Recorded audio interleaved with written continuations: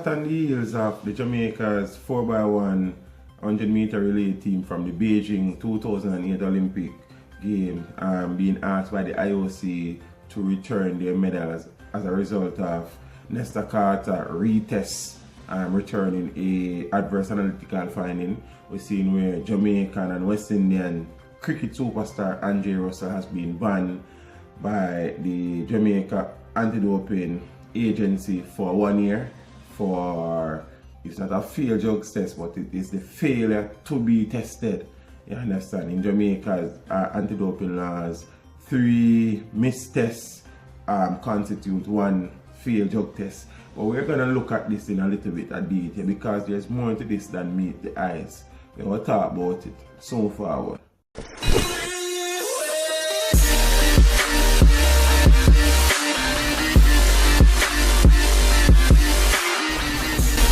Says Andre Russell banned for 1 year from cricket.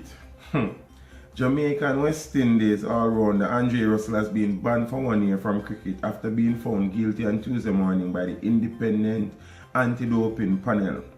The ban is effective from January 31, 2017 and will last until January 30th, 2018. Russell held his head down on a desk as the verdict was being delivered at the Jamaica Conference Center in downtown Kingston.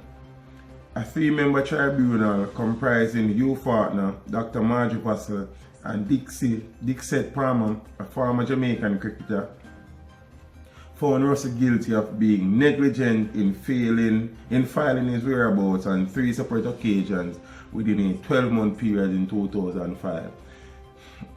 We soon talk about it.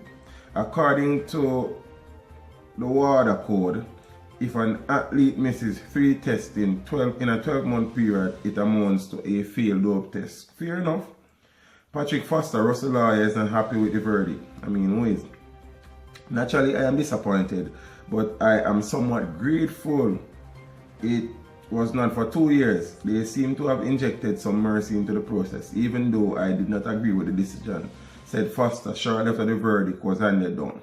Foster further said that, I think the panel members were aware that he is a professional, that he earns his income from playing cricket, and this period of ineligibility essentially immobilizes him for the 1 year. I think the panel was aware of that and there was evidence given of his professional status.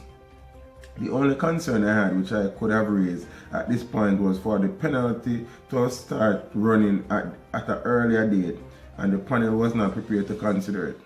At this point, they said it was a matter of the appeal panel to deal with. Faulkner, who is the chairman of the 3-man panel, said Russell failed to prove the explanation required by the anti-doping rules for why you were late with the anti-doping filings.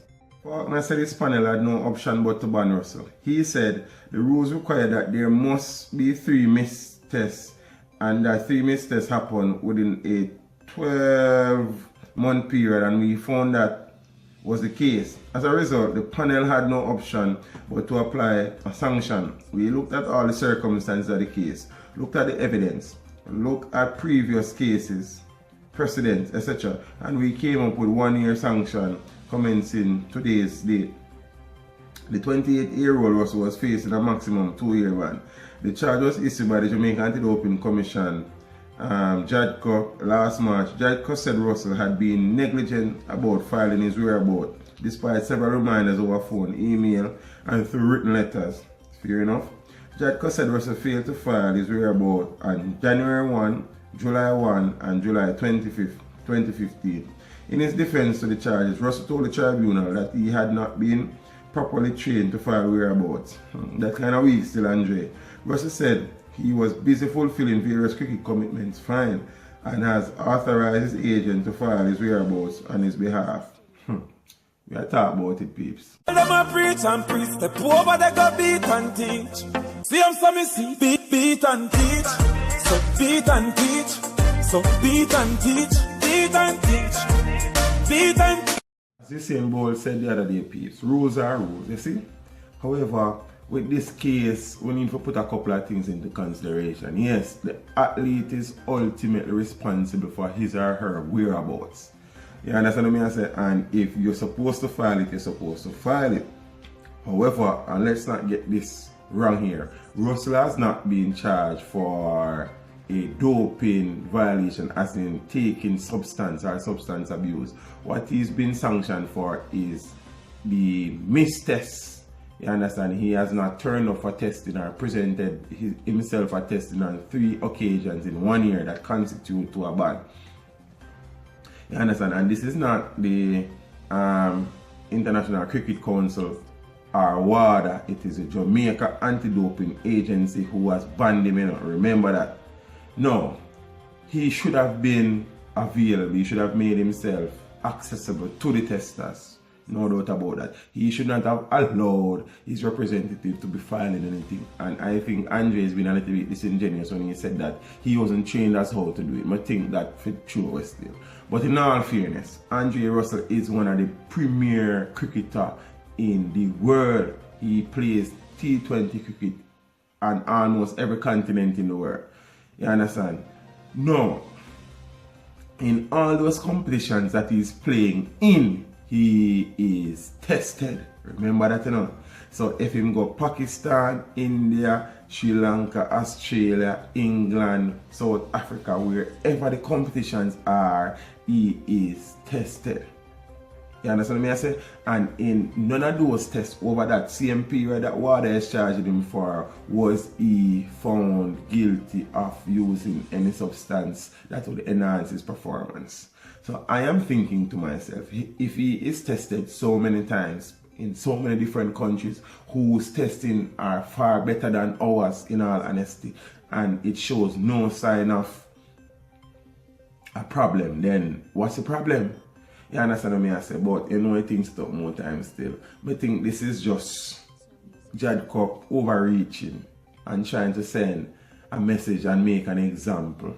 But I'm not sure this was the best case to do that, because the man has been tested numerous occasions, many times in many other countries, and he has not returned a adverse analytical finding. So what's the big deal? Yes, him supposed to show up, him supposed to report. I'm gonna try make a case for Russell in terms of saying him right for him wrong.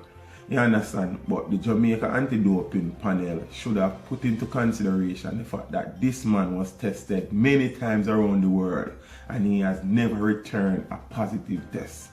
That is the concern with me have. So you see, sometimes we try to cut off our nose to spite the face and we end up looking ugly. You understand what I say? So this is our own Jamaicans chastising a Jamaican for something where they really and truly never have to do it, because there's evidence where say the man is clean. But to each his own still. Me talk to him a little more. J. Ross, go and hold it my general. I know 1 year is a long time and the paper off to make, but that's one of them things. It could have been 2 years. You understand what I say? So we have to give thanks to small mercies, see me. So just go and hold it my general. I'm out. Remember to like, share, subscribe. This is Steve saying, until next time, walk good.